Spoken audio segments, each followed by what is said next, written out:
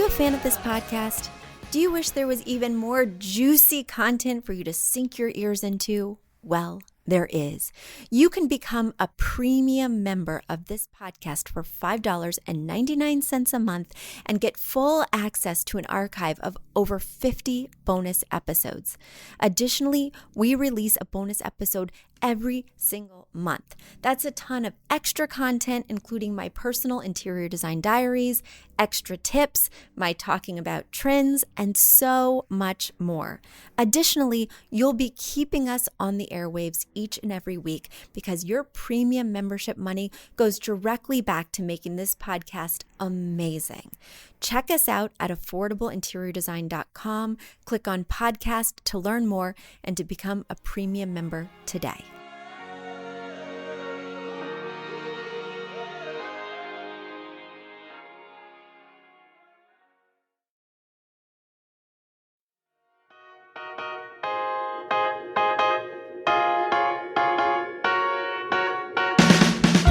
You don't need a high-end designer or a lot of money to get a luxe look. Be your own interior designer. This is Affordable Interior Design, the podcast. Here's your host, Betsy Helmuth. Hello, everyone. It's wonderful to be back with you this week. I'm so excited. It's rainy outside. It's feeling like spring is on its way. And I just got back from career day at my son and daughter's middle school. So I left my little baby with a sitter for maybe the third time in her life to go to career day. And it was my second time going to career day. I went last year for the kids. And, I got the slides and I'm going to tell them what it takes to be an interior designer and what you should be interested in and what you should excel at school and things like this. And then, a question that I get all the time is, what do you actually need to have in terms of a degree, etc.? So I figure I just do a quick rundown for you guys of my presentation, just sharing a little bit about my thoughts so you guys can think it over. And, the middle schoolers asked great questions. And I have a feeling that some of you may not even know the answers, because a lot of times when people are writing me questions for the podcast or just asking me out in public things, I find that there's some misconceptions about the industry. So the first thing is, what do I do all day? So I had a slide kind of letting them know what the daily tasks are. And guys, I feel like everybody should see a slide like this before they pick a job, because sometimes you pick a career based on the fact that I want to help people. So I want to be a teacher, or I want to make a difference to people and help them with their well-being. So I'm going to be a massage therapist, or I'm going to be a physical therapist, right? And then you get excited about the outcome, but you don't actually know what it means every day. Like my friend who's a massage therapist, her body gets so tangled up in knots and so stressed by kind of massaging other people who are tense. She really has to work out her muscles, and she gets so tense and it's so energetically depleting that she has to spend a lot of money on massages and restorative treatments to kind of rebuild her own energies. And, in terms of the medical field, all the red tape around insurance and joining a practice versus going out in concierge medicine. So there's all this sort of financial or logistical side to not only being a doctor, but also education. Certainly in the wave of COVID and post pandemic, there's been so many new requirements, restrictions, things like that make the profession of actually teaching students and helping people that much harder and that much more inaccessible due to these hurdles. So I think if people really knew the day-to-day tasks of a career before they dove in, they might choose differently. So for instance, most interior designers spend all day behind a desk. Maybe they're talking to clients once or twice a month in person, but for the most part, they're behind a desk drafting, they're in their office making selections. Certainly there's quite a bit of shopping. So that's fun, being out of the office and meeting with vendors. checking out fabrics, ordering samples, but a lot of it is just in the office, grinding, preparing, invoicing spreadsheets, etc. With my job, I saw at a large firm that there was a lot of that, and I didn't want to do that. I wanted to meet people, transform spaces quickly, see a lot of spaces, make a big impact, but with smaller projects that didn't take so long. So I really tailored my business to only the aspects of interior design and those daily tasks that I really love. Meeting with people, online shopping, creating fun, visually compelling presentations, that kind of stuff.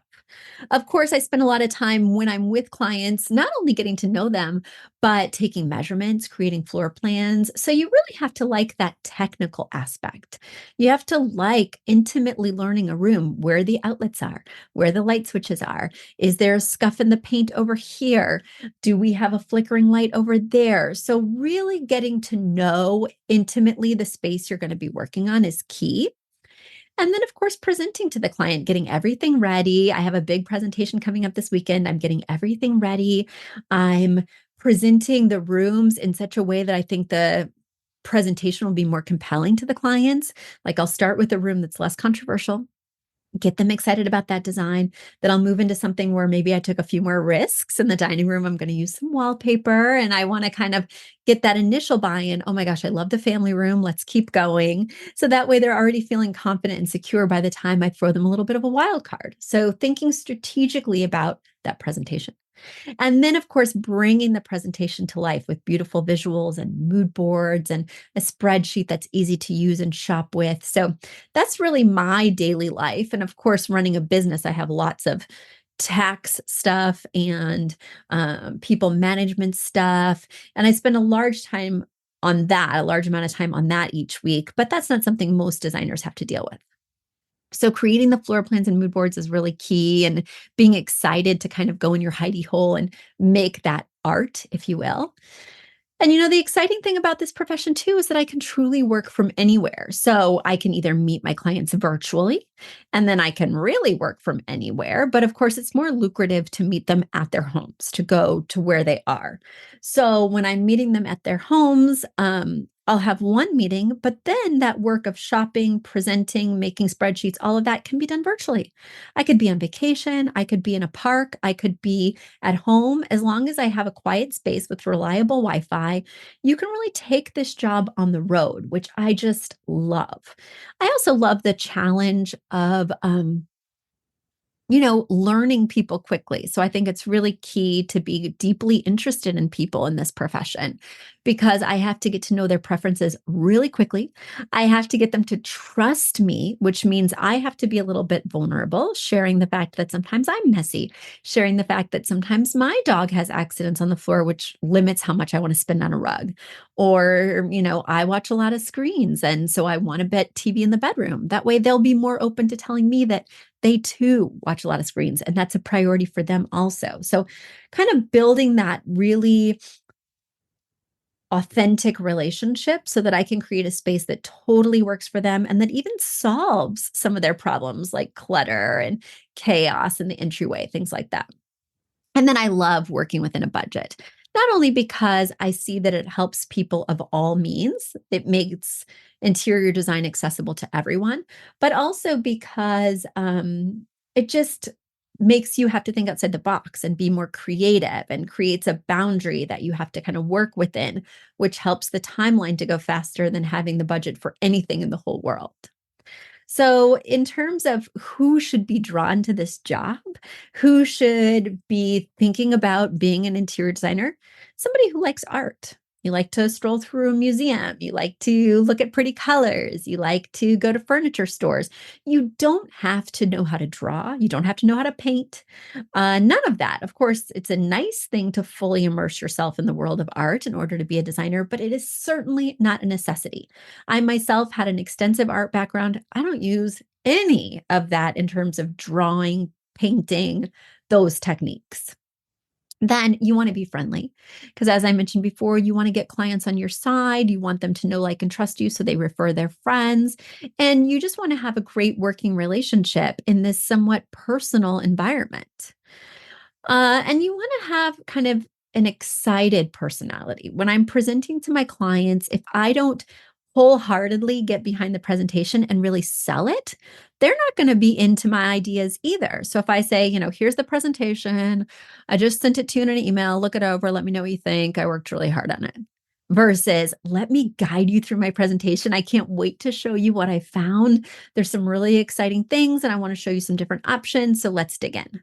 That's a totally different experience, and it's going to have a different outcome. And then you also have to be really practical.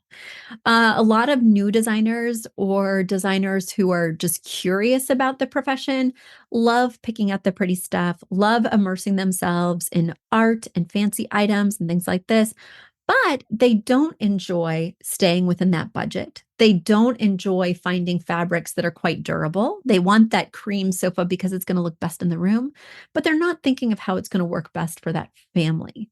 So you really do need to be practical in order to be successful, in my opinion. And you got to love math. People are always so surprised that half my job is math, spatial relationships, geometry in terms of determining what shapes things need to be in a space, how those shapes work together. If I'm in a room and I've used a lot of circles in terms of end tables and ottomans, then I want to bring in some rectangles in terms of a boxy sectional or a media console that has those right angles. So I'm constantly thinking, do I have enough curves? Do I have enough straight lines? Do I have enough light colors? Do I have enough dark colors? Constantly thinking about shapes, contrast, and of course, measurements. You've got to know English because I have to communicate really well. If I have errors in not only my speaking, but also in my emails, the clients are going to think I'm not very professional. And then I do need to have an interest in technology. This day and age, you must know a floor planning software. Ideally, you know a mood board creation software to create those, presentations that are amazing, and also a spreadsheet software so that you can project manage what comes first, what comes second, but also build that shopping list and stay within a budget. So these are really key components that you have to be open to learning, which we teach in my academy, or you have to already know in order to be a good interior designer. In terms of that career path, you need an interest in art, as I mentioned before. And you do need, if you're a high schooler or middle schooler looking to go into interior design, I highly recommend going and getting either a 4-year degree or a 2-year degree, because I also think that's just a learning process in terms of personal development, right? But if you've already been to college, if you've already been to a 2 or 4-year program in any field, you probably don't want to do that again. And you're not going to learn the skills that it takes to take clients. So you may learn about history of interior design, some principles and theory of interior design. But in terms of that practical application, oftentimes it's not actually taught. I got my practical education first by having an internship with a famous designer. And then by opening my own firm and making lots of errors and figuring out sort of my methodology and turning it into a clear program that I could follow each time with success. And that then became my training program for my company, for all the designers who came to me, and then ultimately the academy. So that was the long way around, right? But now I have this amazing program where I can teach anyone, and it's relatively quick. And it's really fun, if you can, to be an entrepreneur as a designer. Not everybody wants to be an entrepreneur. Some people just want the steady paycheck and they want to be immersed in the world, but not necessarily fully responsible for the designs they create. And I get that, because being an entrepreneur has a lot of different parts in terms of invoicing your clients, creating your business structure, thinking about what packages you'll offer, versus working at a different firm where all of that is kind of given to you. But the joys of being an entrepreneur are that, when I worked at that large firm for that famous designer from Queer Eye, I saw the aspects of the job that I liked. I loved the creativity. I loved going to furniture stores. I loved being creative and selecting things. But I really hated being behind a desk all day. I really hated that at a large firm, typically you're not going to make any creative choices for many, many years. The lead designer wants to do all that, and you will execute these things. I didn't like working on one project for 6 years and emailing with the same client multiple times a week. I liked meeting new people and having fresh projects rather than just focusing on one project for a long, long time. So that's why I highly recommend an internship or some kind of way to view the industry if you're not going to become an entrepreneur, if you're not going to do your own thing, because you need to understand exactly how much will be creative. If you're going to leave a current job, like say a teacher or a doctor or physical therapist, to become an interior designer, I want you to know with confidence that the way you spend your days was worth the pivot, right? And so you'll want to understand what it means to work for somebody else versus what you'd be doing if you worked for yourself. So that's just a little overview of what I shared with the middle school students. But I hope that it also informed you because you're interested in interior design if you're listening. And so many people come to me and ask about my personal path or my personal recommendations. And this is what I feel. This is my view of the industry. And I've been in it for 2 decades. So I feel like it's coming from a place that's pretty informed. And now it's time for a quick commercial break. Do you love this podcast? Do you wish you could learn even more? Well, we have an online class bundle. Our online class bundle is comprised of 3 online classes: beautifying your home for less, styling your home, and the fundamentals of feng shui. Each one of those 3 classes is between 30 and 45 minutes long and chock filled with visuals and tips, things that will help you to style your own space or help out with other spaces. Additionally, with the pack of 3 classes, you get an autographed copy of my book, Affordable Interior Design. You get all of that for only $99. Once again, that's the 3 online classes as well as the book for only $99. You just go to affordableinteriordesign.com/classes. Once again, affordableinteriordesign.com/classes to buy your bundle today. And if one of those classes sounded intriguing, but maybe you already have my book or some of the other topics are not of interest, you can buy the classes individually at that site as well. Each class is $40. So head over to affordableinteriordesign.com/classes to get your bundle or your online class today. All right, let's go to our more traditional format. Let's reach in the mailbag and see what's come in. Guys, you're wondering to yourself, you're thinking, how can I submit a question to the mailbag? I'm working on some spring projects. I've done my cleaning and I'm ready to do some nesting. I have questions about furniture selection, paint, wallpaper, etc. All you have to do is head over to affordableinteriordesign.com/podcast. Once again, affordableinteriordesign.com/podcast. There you can submit a question to the show. You can write me and just tell me something. I'd love to hear your experiences on career day and sort of where they led you. I remember in high school, I went to career day, but it was different. You like shadowed somebody in the community that you thought you may want to follow in their footsteps. So I remember I shadowed a graphic designer slash artist, and he had this really cool airbrush studio. And so I was able to make a drawing and then airbrush it, which for me was kind of mind blowing. I'd never used that medium before. And it didn't necessarily make me want to be him, but it was so cool to just glimpse the world and see that you could make a living with an artistic passion. And I hope that I shared that with the kids today. But more importantly than just making a living with an artistic passion, I always thought you kind of had to choose one path or the other. Like I loved math and was pretty good at math, but I was like, I don't want to be like statistics, accounting, whatever. I loved art and just wanted to spend every day doing art. But then I was like, oh, well, I have to abandon the math part of my brain. So that's what's so exciting about interior design. If you do feel like you want to use both sides of your brain, if you have sort of these 2 talents that you're wanting to work with, it's the perfect marriage of the 2. frankly, being an entrepreneur will always get you involved with numbers because you're invoicing, you're making spreadsheets, you're checking profit and loss and balance sheets. So if you're an entrepreneur, you'll always get the math, no matter what industry. But I just wanted to share that little slice as well. All right, back to that mailbag. Back to that mailbag. These questions keep me focused, guys, and I appreciate them.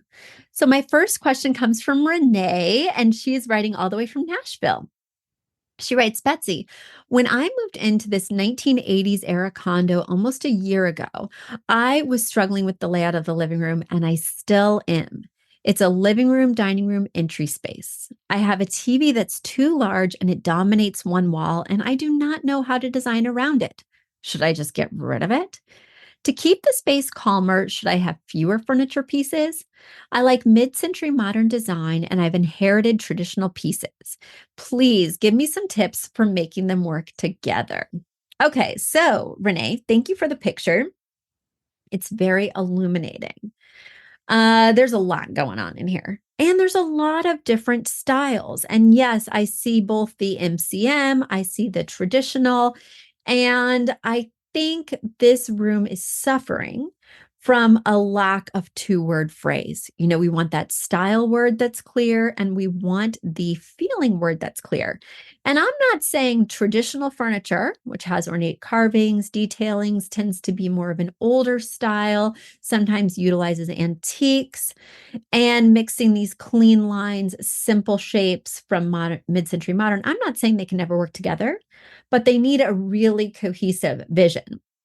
So for instance, you might want the feeling word to be ornate or opulent, or you might want it to feel old world, right? And then your style word might be mid-century modern.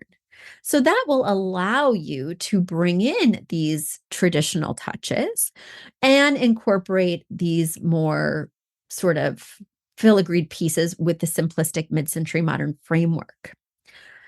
Now, you talked about your TV being too large for the room. And guys, there's a simple way that you can measure to ensure that that's an accurate statement for your room.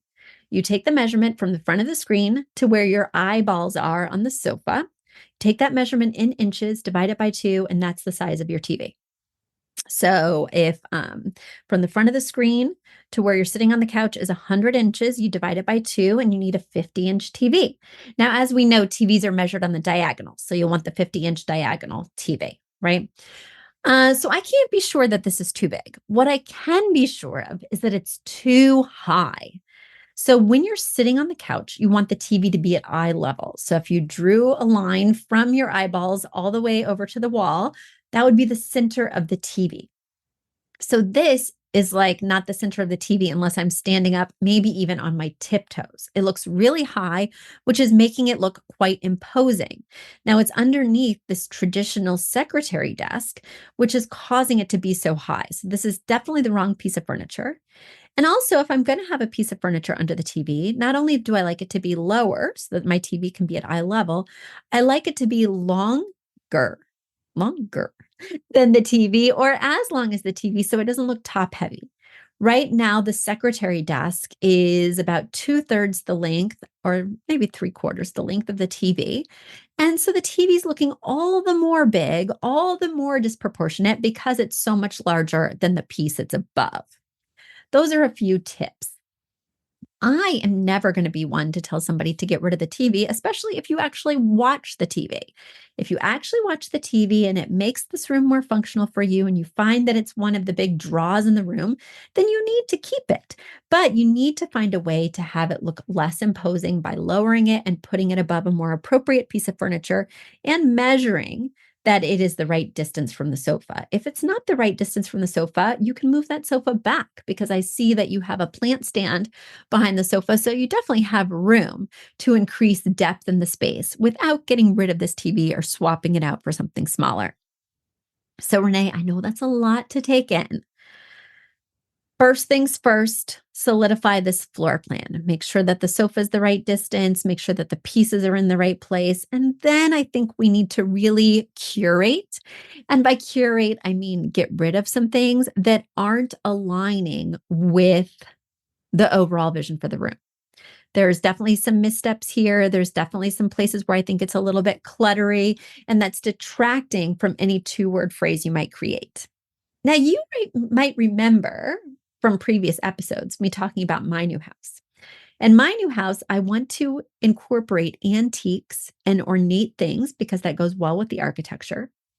The architecture from the Victorian era that has a lot of carvings and things like that. But I actually love mid-century modern. So how do I fuse the two? And how I have done it is my style word is mid-century modern because that's what I really want to focus on more. But my feeling word is fancy. And fancy allows me to play with the time period. They don't necessarily have to be traditional pieces. Anything that feels a little bit gilded, a little bit ornate, a little elevated, a little, even if it's playfully elevated, like really not expensive. I just bought this kind of silly, ornate gold filigreed coffee table at an auction for $35. It's really not expensive, but it kind of elevates and plays with this idea of looks in front of a standard mid-century modern sofa.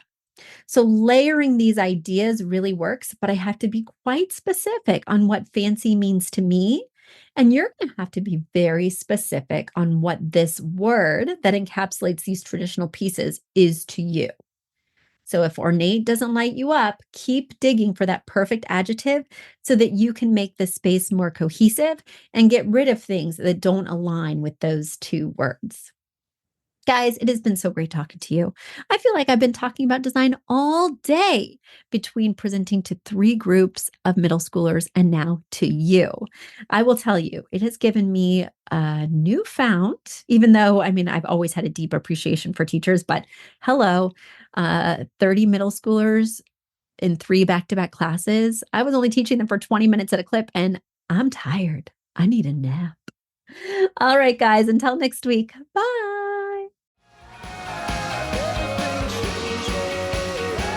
You've asked for it, and we have answered the call. For years, you've been saying, Betsy, you're talking about all these great design concepts, but we can't visualize them.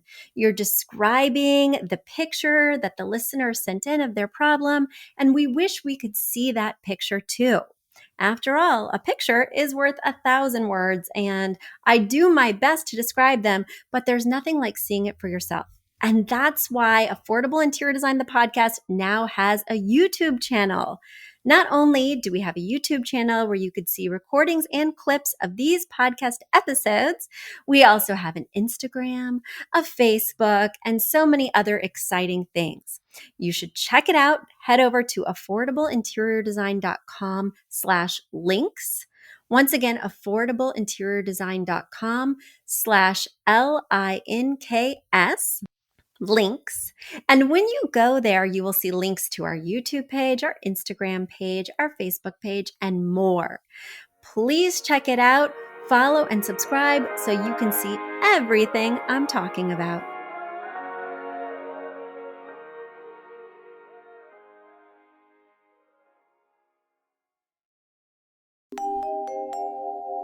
A big thank you to our amazing producer, Catherine Heller, to Aton and the MBCR House Band, and to Affordable Interior Design, the sponsor of this podcast and the premier place to get an amazing look on a budget.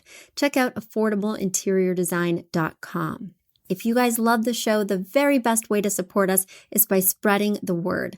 Tell your friends or write us an awesome review on iTunes. So until next week, guys, thanks so much for joining us, and I'll talk to you soon. Bye.